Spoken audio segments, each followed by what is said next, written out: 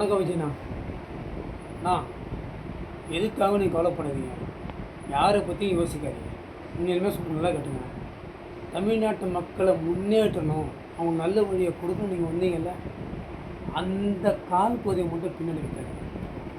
இப்போவும் சொல்கிறேன், நான் மட்டும் இல்லை, என்னோடய சகோதரர்கள் தமிழக வெற்றி கழகத்தில் முக்கியமான ஆளுங்க முதல் கொண்டு எல்லாருமே இந்த நாட்டில் இருக்கிற முக்கால்வாசி பேர் உங்களுக்காக சப்போர்ட் பண்ணுறாங்கன்னா, தயவு செய்து சொல்கிறேன், நீங்கள் மட்டும் மனம் தளராமல் இருங்க.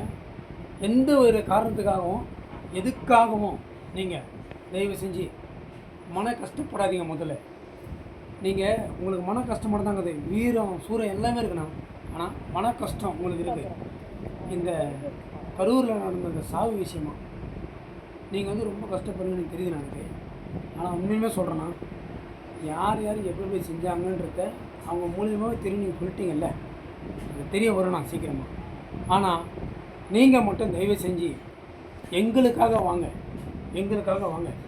நான் உங்களை உண்மையுமே சொல்கிறேன், நான் மட்டும் இல்லை, என் ஃப்ரெண்ட்ஸுன்னு சொல்கிறேன். என் ஃப்ரெண்ட்ஸுக்கு நான் சொல்லி வச்சுக்கிறேன், என்னோடய குடும்பத்தோடு சொல்லி வச்சுக்கிறேன். தயவு செஞ்சு நீங்கள் வாங்க. இது எத்தனை பேர் எதிர்த்தாலும் சரி, எத்தனை பேர் எவ்வளோ தீங்குகள் நினைச்சாலும் சரி, ஆனால் உண்மையிலுமே சொல்கிறேன், அது எல்லாத்தையும் உடைச்சி போட நீங்கள் சொன்ன மாதிரி அந்த கடவுள் கூட இருப்பாருங்க. உங்களுக்கு கடவுளும் கூட இருப்பார், நாங்களும் கூட இருப்போம். உண்மையிலுமே சொல்கிறேன்னா, நீங்கள் தயவு செஞ்சு வாங்க.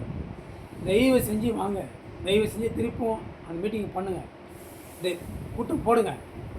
ஆனால் கொஞ்சம் நிதானிப்பாக உஷாராக போடுங்க. ஏன்னா நம்மளை சுற்றிக்கிற சூழ்நிலைகளும் எதிரிகளும் இப்போ அதிகமாகி போச்சு.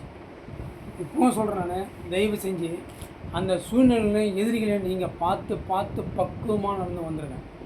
நீங்கள் நடந்து வந்தீங்கன்னா உங்கள் பாதையை நாங்களும் கடக்க முடியும்.